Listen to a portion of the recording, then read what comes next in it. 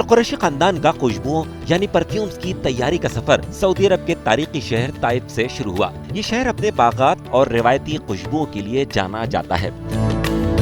یہ خاندان سعودی عرب کے مشہور پرفیوم اور عطر سازوں میں سے ایک ہے، جو صدیوں سے عربی خوشبوؤں کی تیاری میں اپنا لوہا منوا چکا ہے۔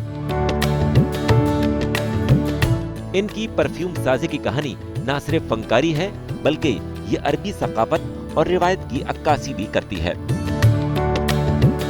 القریشی خاندان کی پرفیوم سازی کی روایت سعودی عرب کے قدیم شہروں میں شروع ہوئی، جہاں خوشبوؤں کو ثقافتی اور مذہبی تقریبات کا اہم حصہ سمجھا جاتا تھا۔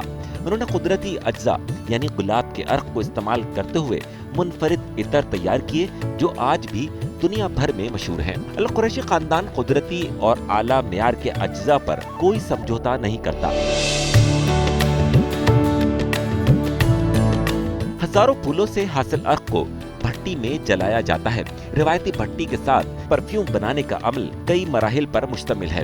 اس طرح ہفتوں پر مشتمل ان نازک مراحل کے بعد ہی ایک قیمتی اور پائیدار خوشبو وجود میں آتی ہے۔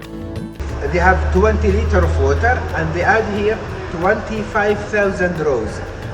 In that water, they start lightening the fire down there, start to boil, and then it goes to become to evaporate, and they collect all the vapor in here, and then it goes down through this pipe all the way to this vessel where it would be contained as the rose water and the rose dihin or oil.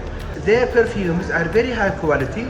They are made only for the high class people in Saudi, and they used to be consumed by the sheikhs, by the kings, and it is also one of the state presents for the kings and for the royalties to their guests. آخر میں perfume کو خوبصورت بوتلوں میں بھرا جاتا ہے، جو اس خاندان کی شان و شوکت کو ظاہر کرتی ہیں۔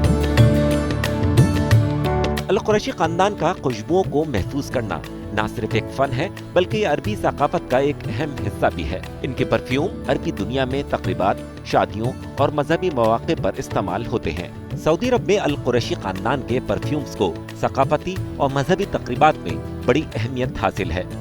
یہ خوشبوئیں شادیوں، خاندانی محفلوں اور رمضان کے مقدس مہینے میں خاص طور پر استعمال ہوتی ہیں۔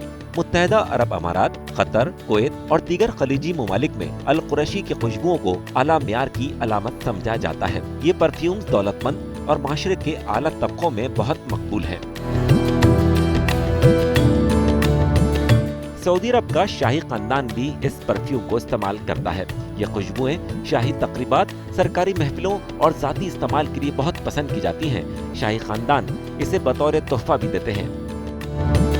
القریشی خاندان کے پرفیوم و عطر صرف سعودی عرب تک محدود نہیں ہیں، بلکہ دنیا بھر میں اپنی منفرد خوشبو اور معیار کی وجہ سے مشہور ہیں۔ انہوں نے خوشبوؤں کی تیاری کی صنعت میں ایک نئی جہت متعارف کرائی ہے۔ القریشی خاندان کی پرفیوم سازی کی کہانی صرف خوشبوؤں کی نہیں، بلکہ ثقافت، تاریخ اور فنکاری کی ایک داستان ہے۔